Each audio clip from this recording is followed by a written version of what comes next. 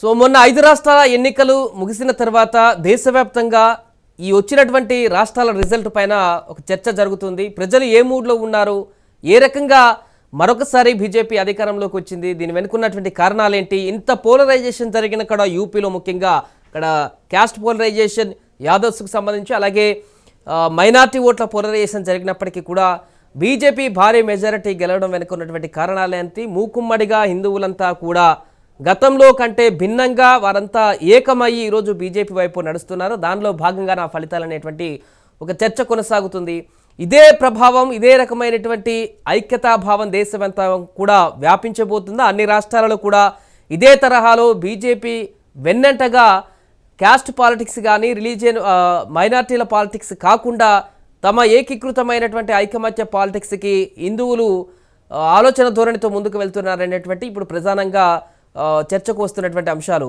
So మొన్న ఒక సమర్థవంతమైనటువంటి ఒక నాయకత్వానికి జాతీయతకే ఎజెండాగా ఓటర్లు చూసేటువంటి పరిస్థితి ఈరోజు వచ్చిందా? గతంలో కంటే భిన్నంగా ప్రజల యొక్క ఆలోచన వైఖరి మారిందా? అదేవిధంగా యూపీలో జరిగినటువంటి పాలిటిక్స్ అన్ని చూస్తే కూడా ఈ రకంగానే కొత్త పోలరైజేషన్, హిందూ పోలరైజేషన్ దేశవ్యాప్తంగా మారబోతుందనేటువంటి ఒక అంచనాలు ఏర్పడుతున్నాయి. సో తెలంగాణలో ఏ విధమైనటువంటి పోలరైజేషన్ ఉపయోగపడుతుందో వచ్చే ఎన్నికల్లో, ముఖ్యంగా ఇక్కడ ప్రధానంగా ఎంఐఎం పార్టీకి ఏ ప్రభుత్వం అధికారంలోకి వచ్చినా కూడా, ఏ పార్టీ అధికారంలోకి వచ్చినా కూడా ఎంఐఎంతో వారితో అలయన్స్ పెట్టుకోవడమా లేకుంటే వారితో సత్సంబంధాలు కొనసాగిస్తూ ముందుకు వెళ్ళడమా అనేది ప్రధానమైనటువంటి కీ రోల్గా పోషిస్తుంది ఇక్కడ.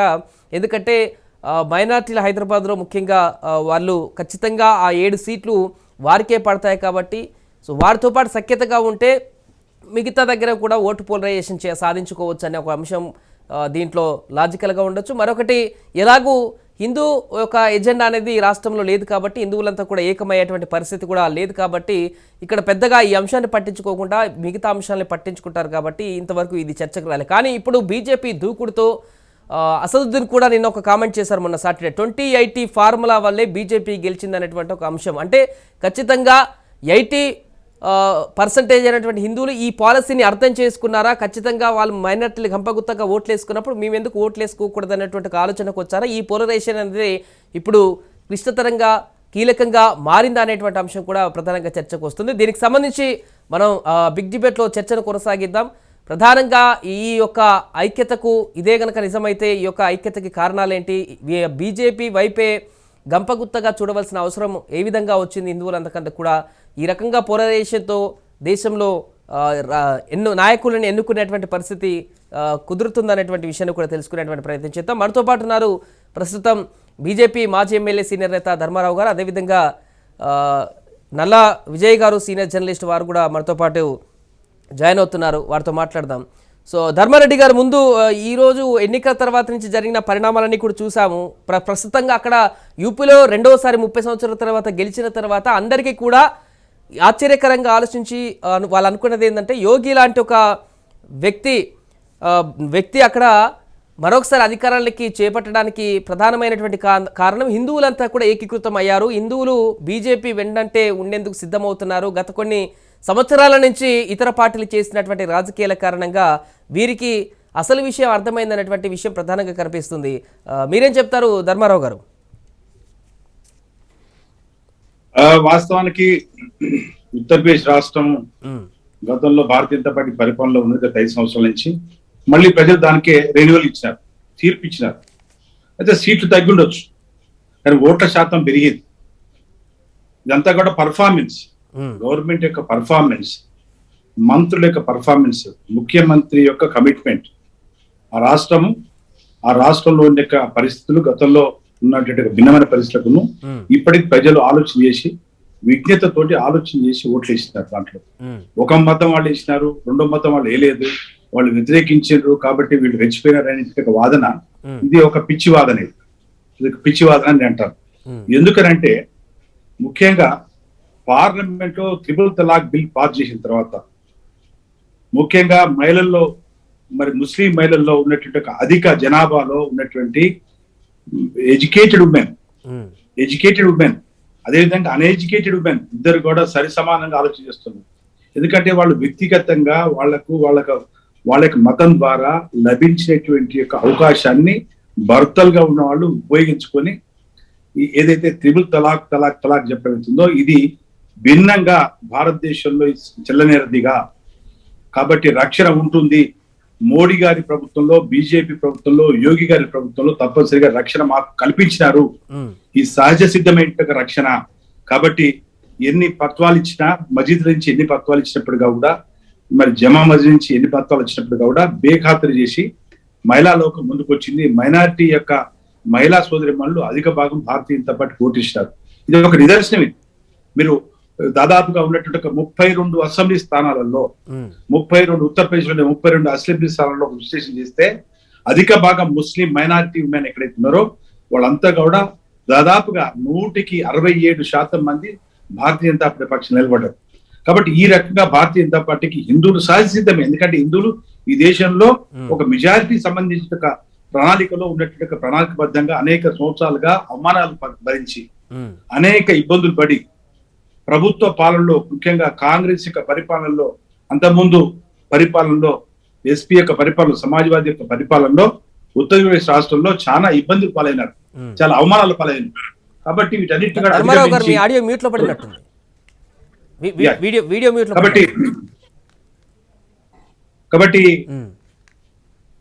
కాబట్టి ఎంతో పూర్తిగా భద్రతతో ఈరోజు ఉత్తరప్రదేశ్ లోని ప్రజలు సంతోషంగా ఓట్లు వేసి పూర్తిగా అధికారాన్ని రెండోసారి కట్టబెట్టారు. కాబట్టి ఏదో హిందువులు ముస్లిం అనేటువంటి ఏదైతే ఉందో ఇది భారతీయ జనతా పార్టీ మీద, భారతీయ జనతా పార్టీ ఒక అంటరాని పార్టీ, ఇది ఈ పార్టీయే కాదు, రాజకీయ పార్టీ కాదు, ఇది మత సంస్థ అనేటువంటి అబద్ధాలు వేసిన కాంగ్రెస్ పార్టీ 75 సంవత్సరాల నుంచి బీజేపీని ఒక శత్రు పార్టీగా, ఒక శత్రువుగా, మరి దేశంలో అంటరాని పార్టీగా, పార్టీ యొక్క లక్షణాలు ఏ రకంగా రాజకీయ లక్షణాలు లేవు, ఇది మతత్వ పార్టీ అనేటువంటి ప్రచారంలో ఏకపక్షంగా కాంగ్రెస్ పార్టీ చిన్న చిత్కా పార్టీ కూడా కలుపుకొని భారతీయ జనతా పార్టీ మీద అనేక సార్లు అనేక పర్యాయాలు దాడి చేయడం జరిగింది. కాబట్టి గత 5 సంవత్సరాల కాలంలో మీకు ఉత్తరప్రదేశ్ లో ఎక్కడికా కూడా చిన్న మత కొల్లలు లేదు. అన్నిటికంటే విచిత్రం ఏంటంటే గత 70 సంవత్సరాల యొక్క పరిపాలనలో ఎక్సెప్ట్ భారతీయ జనతా పార్టీ యొక్క పరిపాలన కొద్ది కాలం నడిచింది. రాజ్నాథ్ సింగ్ గారు ముఖ్యమంత్రిగా ఉన్నారు, కళ్యాణ్ సింగ్ గారు ముఖ్యమంత్రిగా ఉన్నారు.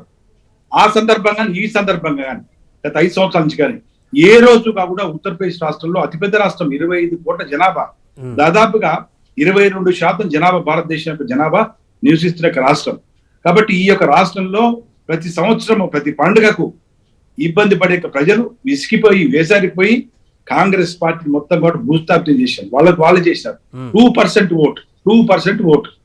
వెనకట రాజీవ్ గాంధీ గారు హేళన చేశారు.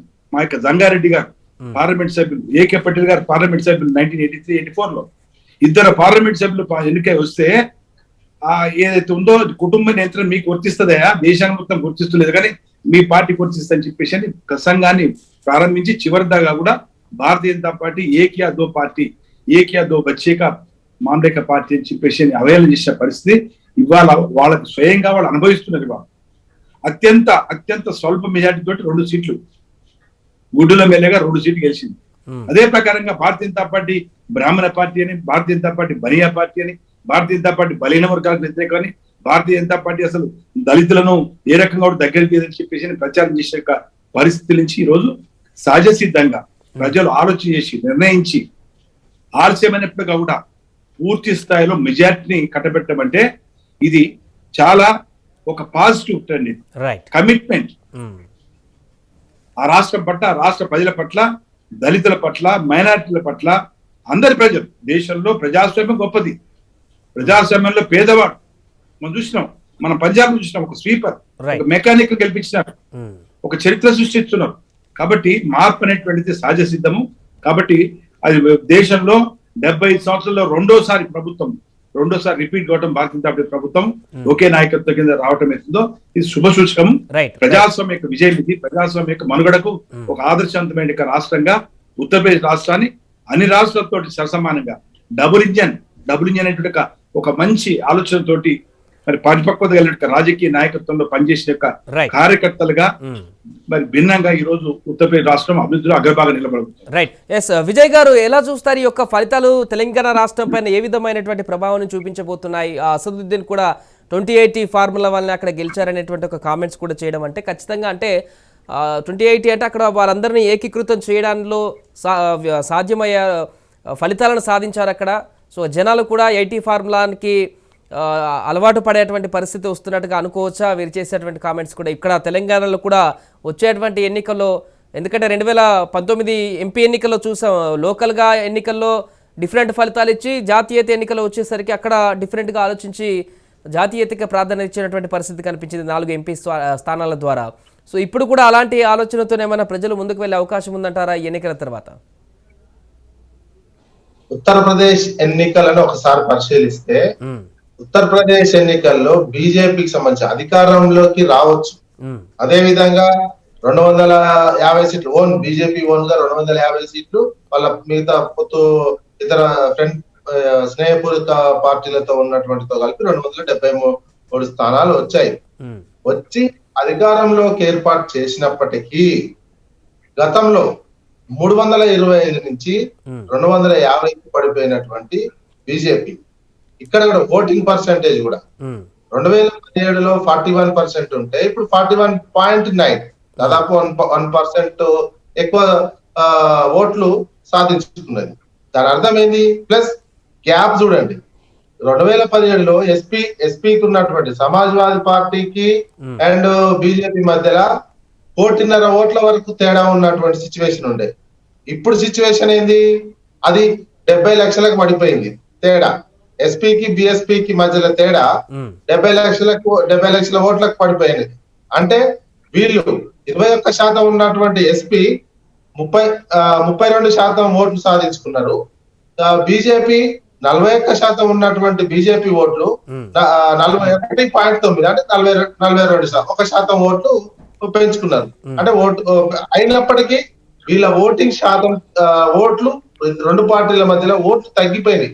తేడా 1.5 ఓట్లు తేడా ఉండే 2017లో, ఇప్పుడు 70 లక్షల ఓట్లు మాత్రమే తేడా ఎస్పీకి అండ్ బీజేపీకి మధ్య ఉన్నటువంటి తేడా. అంటే ఈ తేడా ఏంటి?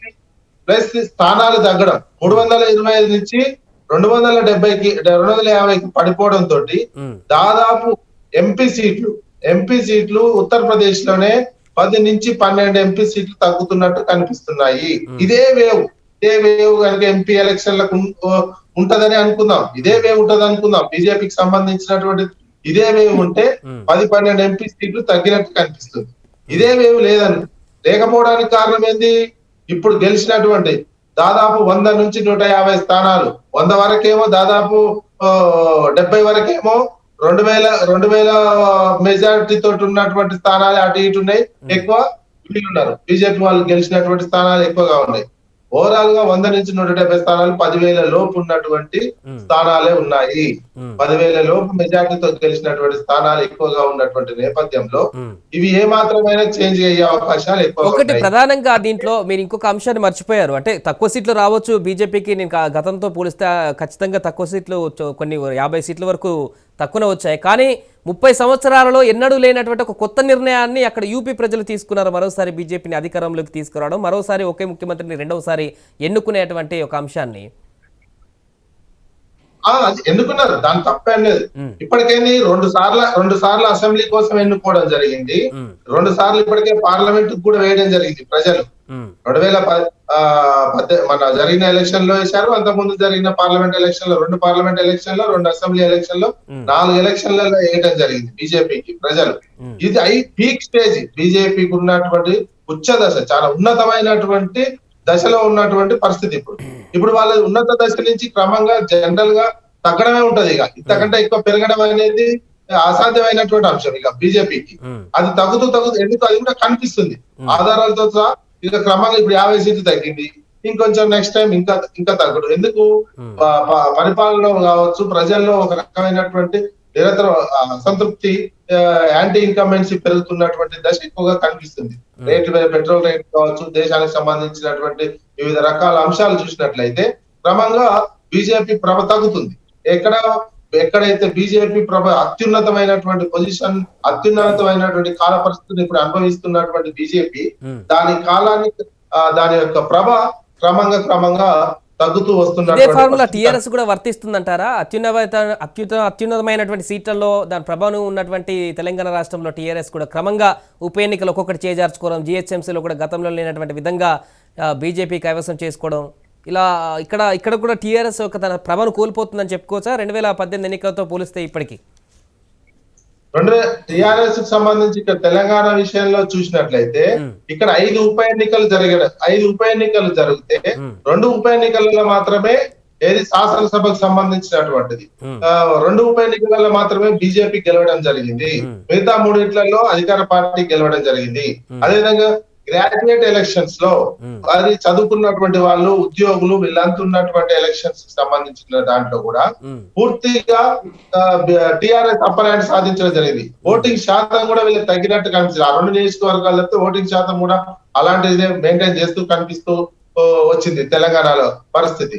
అందుకు ఆ నేపథ్యంలో ఇక్కడ ఏంది లోకల్ ఎక్కడ చూసినా స్థానిక ఎన్నికల్లో లోకల్ అసెంబ్లీ ఎన్నికలు వచ్చినప్పుడు, బెంగాల్లో చూసినా లోకల్ అసెంబ్లీ ఎన్నికలు వచ్చినప్పుడు అక్కడ ఉన్నటువంటి ప్రాంతీయ పార్టీ ప్రాంతీయ ఆకాంక్షలకు అనుగుణంగానే ఓట్లు జరగడం జరిగింది.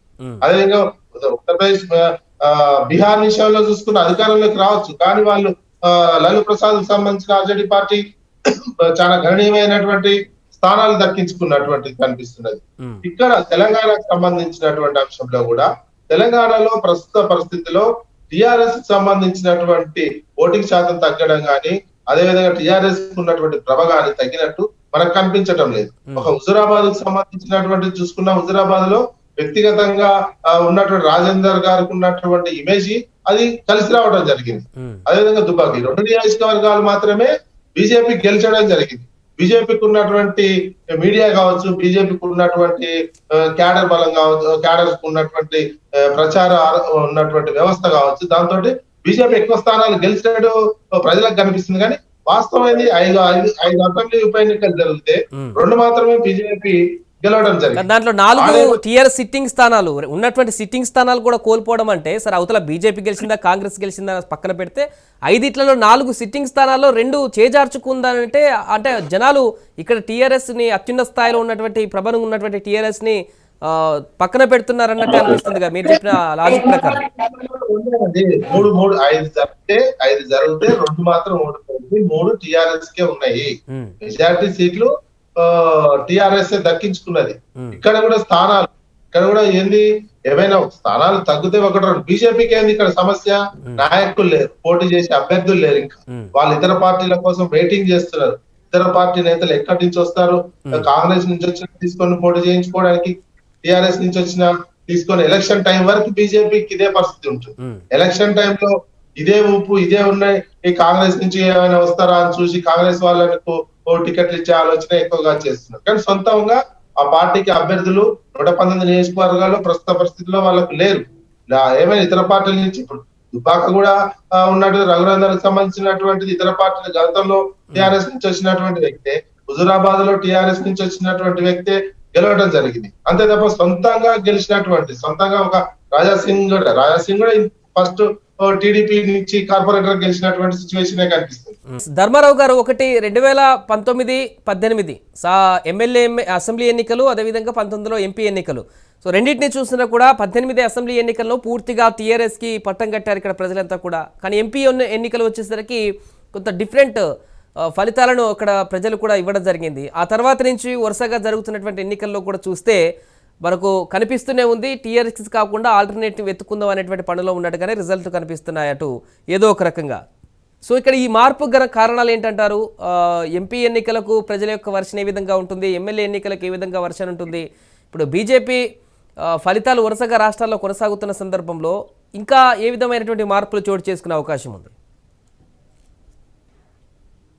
మార్పు అనేటువంటిది సహజం, దాన్ని ఎవరు కూడా మార్చలేదు.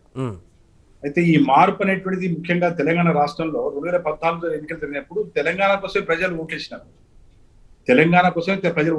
తెలంగాణ రాష్ట్రం వచ్చింది కాబట్టి ఆ తెలంగాణ పార్టీ పేరుతో టిఆర్ఎస్ కు ఆ రకంగా ఓట్లేసిన పరిస్థితి. కానీ దాని భిన్నంగా 2018 అసలు ముందస్తు ఎన్నికలకు ఈ పార్టీ ఎందుకు పోయింది అనేటువంటిది ఒక పెద్ద ప్రశ్న. ఇది దీని మీద చర్చ జరగాలి. ముందస్తు ఎన్నికలు పోవడానికి కారణం ఏంటిది? కారణం లేకుండా ఉండడం లేదు కదా. ఏదో ముఖ్యమంత్రికి ఏదో అవాస్తవ ఏదో ఆరోగ్యం బాగాలేకనో, లేకపోతే ఇంకేదో ఆ పార్టీ డివైడ్ కావడం వలనో, లేదా ఆ పార్టీలో చిచ్చు పెట్టి రగిలి మొత్తం కూడా ఆ శాంతి మొత్తం కూడా ఎక్కడ డిస్టర్బెన్స్ అయిందనే విషయం మీదనో, లేదా మంత్రి యొక్క మొత్తం రాజీనామా చేసిందనో, లేదా ఇవన్నీ ఏదైనా కారణం ఉండాలి. అట్లాంటి లేకుండా వాళ్ళు ముందస్తు ఎన్నికలు వేరు.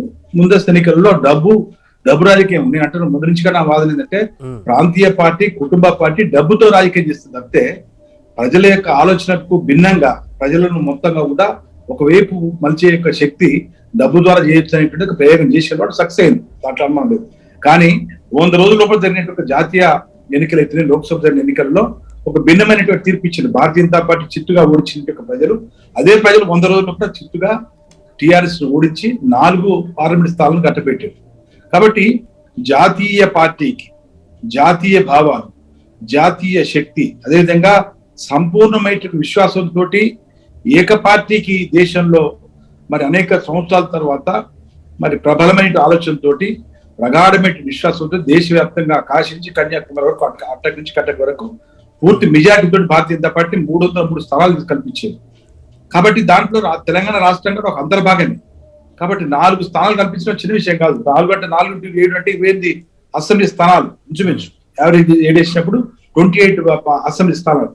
కాబట్టి రాష్ట్రాల యొక్క ఎన్నికలు, కేంద్ర ఎన్నికలు, కాబట్టి పార్లమెంటుకు అసెంబ్లీకి ఎన్నికల్లో భిన్నమైన తీర్పు ఇచ్చినారు ప్రజలు, తెలంగాణ ప్రజలు. కాబట్టి ఈ రోజు అప్పటి నుంచి 2018 నాడు అసెంబ్లీ జరిగిన ఎన్నికల్లో ఇప్పటి వరకు 4 అసెంబ్లీ స్థానాల్లో ఉప ఎన్నికలు జరిగినాయి. 4 అసెంబ్లీ ఉప ఎన్నికలు జరిగితే ఈ 4 భారతీయ జనతా పార్టీ సగం సీట్లు గెలిచింది, 2 సీట్లు గెలిచింది. కాబట్టి ఇవాళ అధికార పార్టీ యొక్క అహంకారాన్ని ప్రశ్నించేట కోసము తెలంగాణ ప్రజలు సిద్ధంగా ఉన్నారు. తెలంగాణ రాష్ట్రంలో తెలంగాణ రాష్ట్రం ఏర్పడిన తర్వాత టిఆర్ఎస్ యొక్క అహంకార ధోరణి, నాయకత్వ అహంకార ధోరణి, తమ మాత్రమే తెలంగాణ తెచ్చినట్టుగా, తమ ద్వారా మాత్రమే అభివృద్ధి జరుగుతున్నట్టుగా అహంకార ధోరణితో నైజాంను మైపరిపించే పద్ధతులలో రాజ్యాంగాన్ని మొత్తం కూడా చెప్పు చేతుల్లో పెట్టుకోవాలి. కాబట్టి డబ్బుతో రాజకీయం చేయాలనే ఆలోచనతోటి ఈ యొక్క టిఆర్ఎస్ పార్టీ చేసే అకృత్యాలను తప్పనిసరిగా బహిరంగం చేస్తున్నాము. ఇంకా దాడి ముమ్మరం చేస్తాం తప్పనిసరిగా. వాళ్ళు ప్రతిసారి మాట్లాడుతున్నారు, ఆ పెద్ద మాట్లాడుతున్నారు, ముఖ్యమంత్రి గారు ఆయన కొడుకు మాట్లాడుతా ఉన్నారు. ఈ సిబిఐ సంస్థలు ఈ యొక్క ఈడీస్ ఇవన్నిటి మీద చేస్తున్నట్టే ఎవరి ధర్మం వాళ్ళది, రాజధర్మం. వచ్చే ఎన్నికల్లో ధర్మారావు గారు, వచ్చే ఎన్నికల్లో ఎంఐఎం టిఆర్ఎస్ రెండూ కలిసి రాష్ట్ర వ్యాప్తంగా, ఇప్పుడు హైదరాబాద్ వరకు కొంత ప్రచారం పరిమితమైన, లేకుంటే ఇద్దరి మధ్య ఒక అవగాహన ఉన్నా కూడా వచ్చే ఎన్నికల్లో బీజేపీని ఎదుర్కోవడానికి ఎంఐఎం టిఆర్ఎస్ కలిసి రాష్ట్ర వ్యాప్తంగా కూడా వారు విస్తృతమైనటువంటి పర్యటన, బీజేపీ వారు మతతత్వ రాజకీయాలు చేస్తున్నారని వీరిద్దరు కలిసి రాజకీయాలు చేసే ప్రచారంలో ఏ విధమైనటువంటి ఇంపాక్ట్ ఉంటుందంటారు తెలంగాణలో?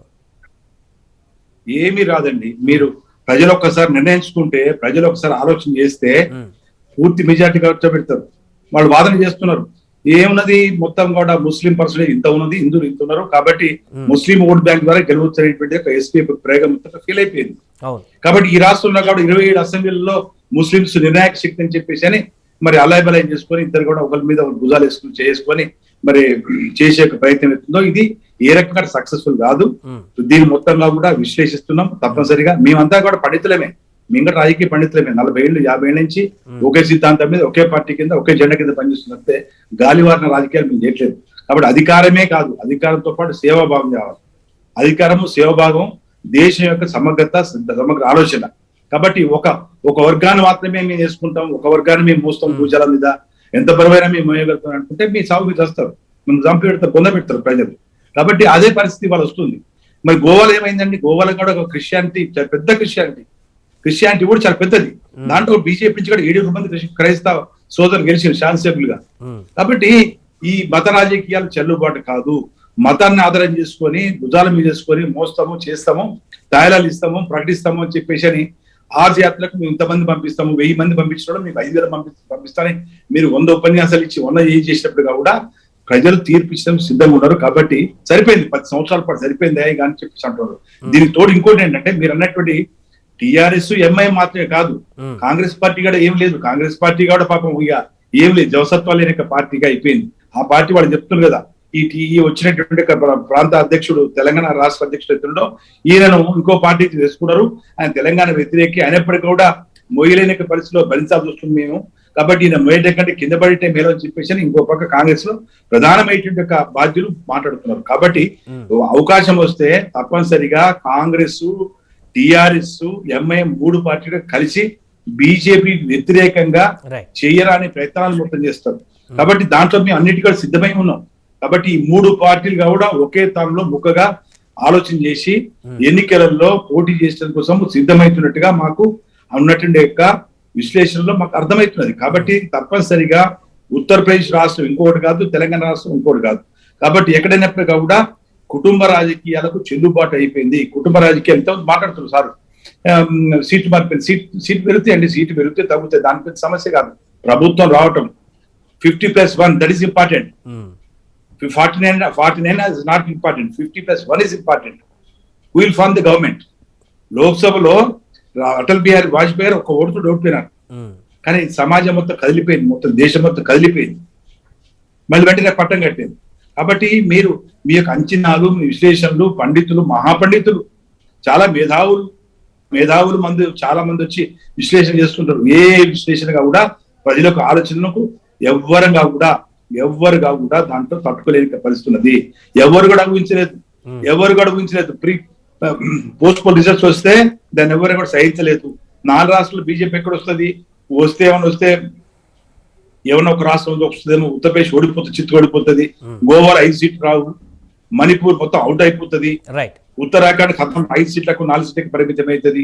కాబట్టి ఇక అయిపోయింది చలామని చెప్పిన నాయకుడు వాళ్ళ హాస్పిటల్లో పడుకున్నాడు.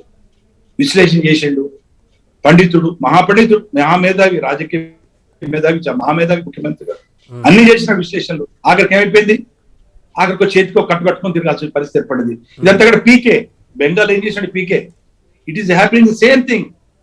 పీకే బెంగాల్లో ఏదైతే చేసినాడో ఇక్కడ కూడా ఒక ప్రయోగం చేస్తున్నాడు. ఇట్లాంటి పీకేలు ఏమొచ్చినా కూడా ఏది ఎవ్వరిని పీకేది లేదు. ప్రజల ఆలోచన చాలా గొప్పది.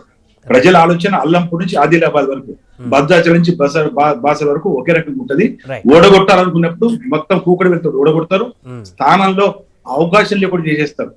వీళ్ళంతా ఏందండి, ఈ 12 మంది మంత్రులు, వీళ్ళ దీంట్లో ఎంతమంది అండి తెలంగాణ కావాలని కోరుకున్న వాళ్ళు? దీంట్లో 3/4 కూడా మొత్తం కూడా వ్యతిరేకమైంది తెలంగాణ. అవకాశం కోసం, బాధ్యత కోసం, పదవుల కోసం డబ్బులు అధికం చేసి వచ్చినట్టు తప్పితే వీళ్ళకి అవకాశం లేదు. వీళ్ళందరూ ప్రజలు గమనిస్తున్నారు. వీళ్ళందరూ కూడా ఇంటికి పంపించే ప్రక్రియలో. మళ్ళీ మీ దగ్గరకు వస్తా ధర్మారావు గారు. విజయ్ గారు, ఒకటి ప్రధానంగా ఇక్కడ కేసీఆర్ నేనే పెద్ద హిందువునని చెప్పుకుంటారు. బీజేపీ వారిని విమర్శించేటువంటి ప్రాసెస్లో ఆ మధ్యకాలంలో హిందూగాళ్ళు, బొందుగాళ్ళు, ఇక గోవిందంగాళ్ళు అనేటువంటి మాటలు కొంత కాంట్రవర్సీ కూడా అయినటువంటి పరిస్థితి. ఈ నేపథ్యంలో ఇప్పుడు ప్రధానంగా ఎంఐఎం పార్టీ వారి యొక్క అస్తిత్వం కోసం లేదా వారి యొక్క ఎజెండా కోసం, పర్సనల్ మత ఎజెండా కోసమే పార్టీని రన్ చేస్తానటువంటి విషయం అందరికీ తెలిసిందే. యూపీ ఎన్నికల్లోకి వెళ్ళి కూడా వారు ఎలాంటి కామెంట్ చేశారో కూడా చూసాం. యోగి ఓడిపోతే, మోడీ ఓడిపోతే హిమాలయస్కి వెళ్తారు, ఒకరు మఠానికి వెళ్తారు, మిమ్మల్ని కాపాడేదేవరంటూ హిందువుల గురించి మాట్లాడినటువంటి వ్యాఖ్యలు, ఇలా ఆయన రెచ్చగొట్టేటువంటి వ్యాఖ్యలు, ఆయన కమ్యూనిటీని డెవలప్ చేసుకోవడానికి ఇతరులపైన కూడా ఇలాంటి ఘాటు వ్యాఖ్యలు చేసేటువంటి పరిస్థితి ఉన్నా కూడా వారిని కేసీఆర్ ఎప్పుడు పక్కన పెట్టుకొని వారిని ప్రోత్సహిస్తూ ముందుకు తీసుకువెళుతూ నేను హిందువుని అనేటువంటి వ్యాఖ్యను, ఇది విధంగా హిందూగాలు బొందుగాలని చెప్పేటువంటి ఇలాంటి అప్పుడప్పుడు సభలో చేసే కామెంట్లు కూడా, ఇవన్నీ కూడా ప్రజలు అర్థం చేసుకునేటువంటి పరిస్థితి క్రమంగా వస్తుందంటారు. తెలంగాణలో కేసీఆర్ అనుసరిస్తున్నటువంటి విధానం ఎంఐఎంకి అండగా ఉండడమే తప్ప హిందువులకు దగ్గరయ్యేటువంటి పరిస్థితి ఉండట్లేదు అనేటువంటి ఒక ఆలోచన. ఇక్కడ ఆలోచన చాలా క్లియర్ గా మన ఎలక్షన్ లో కనిపించింది. దేశవ్యాప్తంగా అన్ని పార్టీలు ఆరోపిస్తున్నటువంటిది ఏంటి, బీజేపీకి బి టీము ఎంఐఎం. నిన్న ఉత్తరప్రదేశ్ లో వాళ్ళకు వచ్చినాయి దాదాపు 4 లక్షల చిల్లర ఓట్ల వరకు వచ్చాయి ఎంఐఎం కి. ఈ 4 లక్షల ఓట్లకు సంబంధించినటువంటి దాంట్లో పూర్తిగా ఏ రకంగా జరిగిందో లెక్కలతో సహా చెప్తున్నారు. వీళ్ళొక బి టీము, వీళ్ళకి భారతరత్న అండ్ పద్మభూషణ్ ఇవ్వాలని కూడా శివసేన లాంటి పార్టీ నాయకుడు డిమాండ్ కూడా చేయడం జరిగింది. ఇక్కడ కూడా భవిష్యత్తులో తేలుతుంది. ఇప్పుడు ఎంఐఎం నిన్న అసదుద్దీన్ ఓవైసీ మీరు ఎన్ని స్థానాలకు పోటీ చేస్తారు తెలంగాణలో అని అడిగితే మేము ఎలక్షన్లు వచ్చినప్పుడు డిసైడ్ చేస్తాము అని చెప్పడం జరుగుతుంది. అంటే కేంద్రంలో అధికారంలో ఉన్నటువంటి వాళ్ళ చేతుల్లోకి ఓవైసీ పోతున్నట్టు అనిపిస్తుంది. వివిధ రాష్ట్రాల్లో జరుగుతున్నటువంటి ఎలక్షన్ లో వాళ్ళకి కావాల్సింది ఒకటే, ఇక్కడ ఏంది, ఈయన ఓట్లు చీల్చడం ఒక ఎత్తు అయితే కావలసినట్టు రెచ్చగొట్టి మాట్లాడడం. ఓవైసీ అసదుద్దీన్ ఓవైసీ గారు ఉత్తరప్రదేశ్ లో ఇష్టం ఉన్నట్టు రెచ్చగొట్టి మాట్లాడుతున్నారు. రెచ్చగొట్టి మాట్లాడితే ఉత్తరప్రదేశ్ లో ఉన్న ప్రభుత్వం ఎవరెవరినో ఎక్కడెక్కడనో అరెస్ట్ చేస్తుంది, ఓవైసీని అరెస్ట్ చేయదు. ఇక ఈడీలు సిబిఐలు ఇదంతా ఎక్కడెక్కడో హిందువుల మీద చేస్తారు. ఇక్కడ ఓవైసీ మీద అసలు ఈడీ కేసులు ఉండవు, ఏ కేసులు ఉండవు, ఐటీ దాడులు ఉండవు. చాలా చాలా స్వేచ్ఛాయుతమైనటువంటి, చాలా నీతివంతమైన, నిజాయితీవంతమైనటువంటి రాజకీయ నాయకులుగా ఉంటున్నటువంటి సందర్భంలో బీజేపీ వాళ్ళని చూసి చూడనట్టు వ్యవహరిస్తున్నట్టుగా అనిపిస్తుంది. ఇది భవిష్యత్తులో తెలుస్తుంది. బీజేపీ ఇప్పటికే నార్త్ ఇండియాలో ఎస్టాబ్లిష్ అయింది. నార్త్ ఇండియాలో జరుగుతున్నటువంటి ఎలక్షన్ లో ఎంఐఎం అనేది బీజేపీకి బి టీము. హిందూ ముస్లిం మధ్యలో ఒక రెచ్చగొట్టే స్పీచ్లు ఇస్తే హిందువులంతా ఐక్యత అవుతారు. అలాంటి బి టీం మరి ఇప్పుడు టిఆర్ఎస్ కి బి టీం గా ఇక్కడ ఏ విధంగా ఉంది రాష్ట్రంలో? అంటే పశ్చిమ బెంగాల్లో కూడా ఆయన ప్రచారానికి వెళ్ళడం జరిగింది. ఇట్లా క్లియర్ గా బి టీం అనేటువంటి అంశాన్ని అర్థమవుతున్నప్పటికీ కూడా రాష్ట్రంలో ఎందుకు టిఆర్ఎస్ పార్టీ ఇంకా ఎంఐఎంతోనే నమ్ముతూ వారితోనే కలిసి ముందుకు వెళ్ళాలి, ఆల్టర్నేట్ లేదు అనేటువంటి ఆలోచనకి ఎందుకు వస్తుంది? అంత అవసరం ఏముంది 80కి పైగా సీట్లు వచ్చినాక కూడా? ఉన్నటువంటి దాంట్లో టిఆర్ఎస్ ఆ పార్టీ మేము ఇక్కడ ఉన్నటువంటి దాంట్లో కలిసి పనిచేస్తున్నాం అని చెప్పడం జరిగింది. అయితే ఎంఐఎం కలిసి పనిచేస్తున్నాడా లేదా చిన్న చిన్నగా బీజేపీలోకి వెళ్ళిపోయాడా అనేది మన తెలంగాణలో ఎన్నికలు జరిగే సమయంలో మాత్రమే బయటపడుతుంది. బీజేపీతో ఎంతవరకు దోస్తానం ఉంది ఎంఐఎం అనేది అప్పుడు మన దగ్గర. ఇప్పుడైతే బీజేపీ తోటి ఇక్కడ తెలంగాణ వరకు టిఆర్ఎస్ తోటి ఉన్నదో ఏమో కానీ మిగతా సంబంధించి రెస్ట్ ఆఫ్ తెలంగాణ, నార్త్ ఇండియాలో మొత్తం కూడా బీజేపీ ఫ్రెండ్ ఎవరంటే ఎంఐఎం అనేది ప్రతి ఒక్కరు చెప్పే సిచ్యువేషన్ వచ్చింది. అక్కడ ఆధారాలతో సహా ఎలక్షన్ లో, బీహార్ ఎలక్షన్ లో జరిగిన, ఉత్తరప్రదేశ్ ఎలక్షన్ లో జరిగిన, బెంగాల్ ఎలక్షన్ లో జరిగిన, ఎక్కడ జరిగినా, మహారాష్ట్ర ఎలక్షన్ లో జరిగినా తేలిపోతుంది. అయితే ఇక్కడ ఒక కన్ఫ్యూజన్ ఏంటంటే మీరన్నట్టు సరే తెలంగాణ మినహా మిగతా రాష్ట్రాల్లో బీజేపీకి బి టీమ్ గా ఎంఐఎం ఉంది అనుకున్నా కూడా మరి ఇక్కడ సీఎం కేసీఆర్ బీజేపీకి వ్యతిరేకంగా ఒక ఫ్రంట్ ఏర్పాటు చేద్దాం, మిగతా ప్రాంతీయ పార్టీలందరినీ కలుపుకొని వెళ్దాం అని చెప్పేసి ఈయన ఒక వేలే వెళ్తుంటే మీరన్నట్టు ఎంఐఎం ఇంకొక వేళ వెళ్ళి దేశానికి బీజేపీకి ఫేవర్ చేస్తుంటే మీరు ఇక్కడ ఇంటి దగ్గరనే సక్రమంగా చేసుకునేటటువంటి బేస్ ఉన్న తరుణంలో ఈ ఫ్రంట్ పాలిటిక్స్ ఏ విధంగా నమ్ముతారు ఇతర ప్రాంతాలు? ఎంఐఎం పక్కన పెట్టుకొని ఆయన అక్కడ సహకరిస్తా అంటే బీజేపీకి ఆయననే కంట్రోల్ పెట్టుకోలేనటువంటి కేసీఆర్ జాతీయ రాజకీయాల్లోకి చేంజ్ చేస్తాడనే ఒక అది వెళ్ళదంటారా మిగతా రాష్ట్రాల నాయకులకు? అది క్లారిటీ వస్తుంది ముందు ముందు జరుగుతున్నటువంటి చర్చలు. ఇప్పుడు ఫ్రంట్ అనేది ఇక్కడ జరుగుతున్నటువంటి దాంట్లో కేసీఆర్ ఏం చెప్పారు, కాంగ్రెస్ ఒక ప్రత్యామ్నాయ అభివృద్ధి ఎజెండా తోటి ఇప్పటివరకు చర్చలు మాత్రమే జరుగుతున్నాయి. వివిధ రాష్ట్రాల ముఖ్యమంత్రులకు సంబంధించినటువంటి ప్రాంతీయ పార్టీలతోటి చర్చలు జరుగుతున్నాయి. ఈ చర్చలు కొలిక్కి రావడానికి ఒక ప్రత్యామ్నాయ వేదికనా ఫ్రంటా ఏదా ఏర్పాటు అనేది భవిష్యత్తులో తేలుతుంది అనేది ఆయా పార్టీల ప్రాంతీయ పార్టీలు ప్రకటిస్తున్నాయి. రాజకీయ పరిణామాలు పరిస్థితులు మారుతున్నటువంటి దశలోనే ఇది ఎట్లా ఉంటుంది అనేది మనకు కూడా ప్రజలకు స్పష్టమవుతుంది తప్ప ముందే ఊహించి చెప్పలేనటువంటిది. ఆ సందర్భంలో ఎంఐఎం యొక్క పాత్ర బయటపడుతుంది. మిగతా భారతదేశం అంతా ఎంఐఎం ఏ రకంగా వ్యవహరిస్తుంది, ఎంఐఎం ని మనం నమ్మాలా వద్దా, అది బీజేపీకి బి టీం అనేది మొత్తం అంటున్నటువంటి సందర్భంలో ఇక్కడ కూడా బయటపడుతుంది కదా.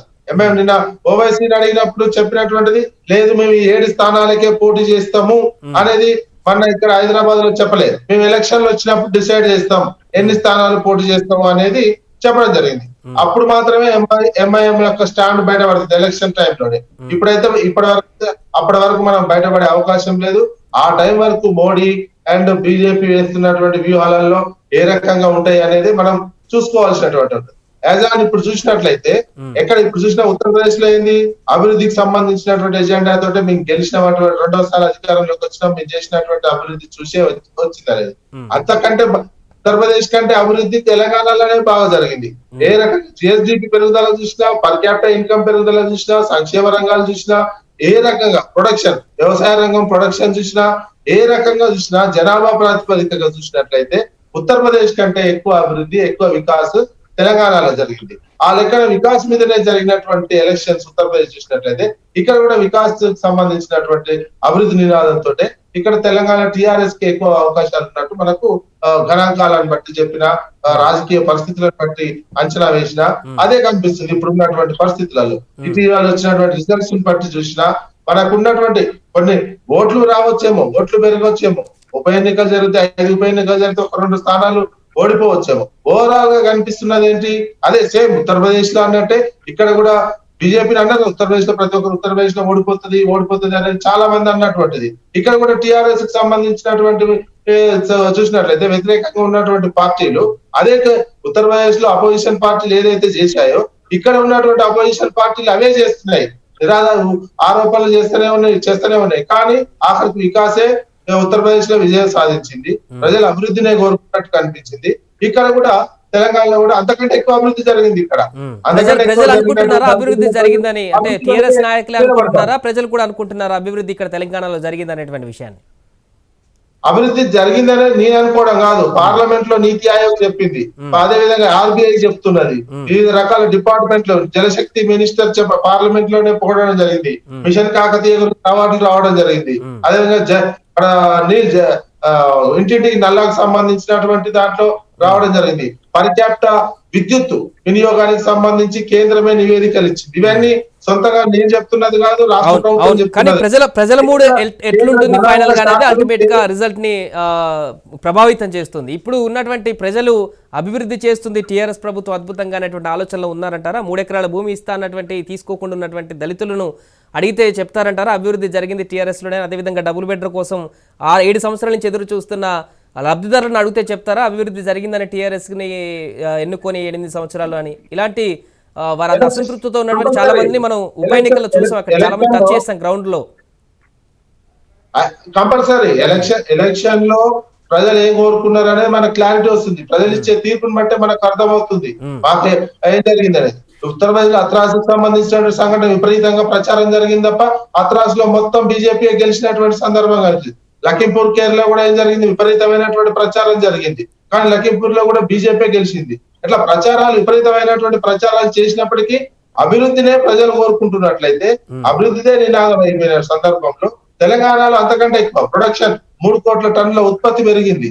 ఇక్కడ వ్యవసాయ వరికి సంబంధించి సంవత్సరానికి 3 కోట్ల టన్నుల ఉత్పత్తి వస్తుంది. పత్తి ఉత్పత్తి పెరిగింది. అదే ఉపాధికి సంబంధించిన పెరిగినటువంటిది. ఆ ఎక్స్పోర్ట్స్ పెరిగినాయి. ఓవరాల్ గా జిఎస్డిపి పెరిగింది. 4.5 లక్షల కోట్ల ఉన్న జిఎస్డిపి ఇప్పుడు 9.5-10 లక్షల కోట్ల వరకు వచ్చినటువంటిది కనిపిస్తున్నది. అంటే దానికంటే ఎక్కువగా ఏ రకంగా చూసినా ప్రజల కొనుగోలు శక్తి కూడా పెరిగింది. ఉత్తరప్రదేశ్ కంటే కొనుగోలు శక్తి మన దగ్గర ఎక్కువగా ఉన్నది. ఆ రకమైనటువంటి అభివృద్ధి చూసినట్లయితే ప్రజల అభివృద్ధికి సంబంధించినటువంటి మొగ్గు చూపుతారు. ఓవరాల్ గా ఒక మంచి నిర్ణయం అయితే ప్రజలు తీసుకుంటారు. అభివృద్ధి వైపు జరుగుతున్న అభివృద్ధిని ఆకాంక్షించి నిర్ణయం తీసుకుంటారు. ఎక్కడైనా ప్రజలు భారతీయత ఉన్నటువంటి ప్రజలు అదే రకమైన ఆలోచనతో ఉంటది. అది ఉత్తరప్రదేశ్ కావచ్చు, తెలంగాణ కావచ్చు, ఇంకేదైనా కావచ్చు. ఆ రకమైనటువంటి వ్యవహారంగానే ప్రజలు ఒక పూర్తిగా చైతన్యవంతమైనటువంటి తీర్పు మాత్రమే ఇస్తారని నేను అనుకుంటున్నాను. ఫైనల్ గా ధర్మారావు గారు, సో మీరేం చెప్తారు ఇదంతా దీనికి సంబంధించిన విషయంలో? ఈరోజు వచ్చేటువంటి ఎన్నికల్లో తెలంగాణలో పోలరైజేషన్ ఏ విధంగా జరగబోతుంది అన్నటువంటి అంచనాలు ఇస్తే హుజరాబాద్లో చూసాం కులాలకు సంబంధించిన పోలరైజేషన్ కూడా చేసేటువంటి పరిస్థితిని అటు అధికార పార్టీ కానీ మిగతా వారు చేసేటువంటి పరిస్థితి కూడా ఉంటుంది. కానీ యూపీలో ఈ కుల పోలరైజేషన్ కానీ మైనార్టీ పోలరైజేషన్ కానీ చెల్లినట్టుగా కనపడలేదు. ఇప్పుడు వచ్చే ఎన్నికల్లో కూడా అదే పోలరైజేషన్ని నమ్ముకుంటే ప్రజలు ఈ రకంగా ఓటు గతంలో జరిగినటువంటి పోలరైజేషన్ జరుగుతుంది అనుకోవచ్చా? మెచ్యూరిటీగా ఈసారి ప్రజలు భిన్నమైనటువంటి నిర్ణయాన్ని తీసుకుంటారనుకోవచ్చా? రాబోయే ఎన్నికలు దాంట్లో ముందస్తు ఎన్నికలని లేకపోతే సరైన సమయంలో చేస్తారని లేదా పార్లమెంట్ తో పోయే అవసరం అని చెప్పేసి అనుకుంటారు. ఎందుకంటే భయం పట్టుకున్నది తెలంగాణ రాష్ట్రంలో ఈ ప్రభుత్వానికి భయం పట్టుకుంది ఏంటంటే ముందస్తు ఎన్నికలు పోతే కుప్పమూలిపోతుంది, బీజేపీ మొత్తం వచ్చి కూర్చుంటుంది అనే ఒక భయం అవుతున్నది. ఏదైనప్పటికీ కూడా పోలరైజ్డ్ పాలిటిక్స్ అనేటువంటిది ఇది పోలరైజ్డ్ బై కమ్యూనిటీయా, బై క్యాస్టా, లేకపోతే బై రిలీజియన్ అనేటువంటిది ఇవన్నీ కూడా భిన్నమైన ఆలోచనలు. ఇవన్నీ ఇది విశ్లేషణ. ఈ సందర్భంగా మనం జరిగిన ఎన్నికల్లో 4 రాష్ట్రాల ఎన్నికలు కూడా ఎక్కడగా ఉంటా పోలరైజేషన్ నాషనల్ క్యాస్ట్ బేసిస్, ఒక క్యాస్ట్ ఆధారం చేసుకోవడం, ఒక మతాన్ని ఆధారం చేసుకోవడం రాజకీయ నడవలేదు, రాజకీయ ఓటర్లు అర్థంగా ఆలోచన చేయలేదు. భిన్నమైన రీతిలో ప్రజలు ఉన్నారు, భిన్నమైన ఆలోచన చేస్తున్నారు. ఒక బలవంతమైనటువంటి ప్రభుత్వం కావాలి, ఒక బలమైన ప్రభుత్వం కావాలి, ఒక నిజాయితీ ప్రభుత్వం కావాలి. నిజాయితీకి ప్రాణం వచ్చింది వాళ్ళు. మోడీ గారు అధికారంకి వచ్చిన తర్వాత వివిధ రాష్ట్రాల్లో నిజాయితీకి ఆశ పెరిగింది, నిజాయితీకి ప్రాణం వచ్చినది. కాబట్టి నిజాయితీ పట్ల ప్రజలు ఆకర్షితున్నారు, ముఖ్యంగా యువత. పోలరైజేషన్ మొత్తం కూడా ఇవాళ యువత అంతా కూడా ఒక మంచి ఆలోచనతో వస్తుంది. ఒక మంచి పరిణామం ఇది. మంచి డెమోక్రసీకి ఒక మంచి పరిణామం ఏంటంటే youth participation in polling, youth participation in proactiveness తోటి వాళ్ళ యూత్ పాల్గొంటుంది. కాబట్టి ఈ కులరహిత మతరహిత సమాజము రావాలి, మంచి జరగాలి, మంచి ఆలోచనతోటి మనం మంచి జరుగుతున్న కదా దాంతో పంచుకున్న కోసం యువత ముందుకు వస్తున్నారు. గతంలోనేమో ఊర్లలో పోలీస్ పట్టిలో లేదా మాలి పట్టిలో లేదా దొరలో చెప్తే గుత్తేదారులు ఓట్లేదు, కానీ ఇవాళ ఆ పరిస్థితి లేదు. విద్యారంగంలో అనేక మార్పులు వచ్చింది. వాళ్ళ విద్య ఈ రోజు అందరికి అందుబాటులో వచ్చింది. వాళ్ళ ప్రతి చేతిలో స్మార్ట్ ఫోన్ వచ్చింది. ప్రతి నిమిషాన్ని కూడా మా వార్తలు చేరుతున్నాయి. కాబట్టి చేదేంది తీపేంది అనేటువంటిది అర్థమైపోయింది. కాబట్టి మార్పు అనేటువంటిది సహజ సిద్ధంగా ప్రజలే సమాయత్తమవుతున్నారు, పోలరైజ్ అవుతున్నారు. మంచి చెడు ఆలోచన చేస్తున్నారు. ఏది మంచి ప్రభుత్వము, ఏ మంచి నాయకుడు, చెడు వాళ్ళు ఏంటిది, మంచి వాళ్ళు ఏంటిది విశ్లేషణ చేసిన కోసం ఇవాళ ఒక అవకాశం ఏర్పడింది. కాబట్టి రానున్న రోజుల్లో తప్పనిసరిగా ఈ రాష్ట్రంలో ఒక మంచి ప్రభుత్వం రాబోతుంది.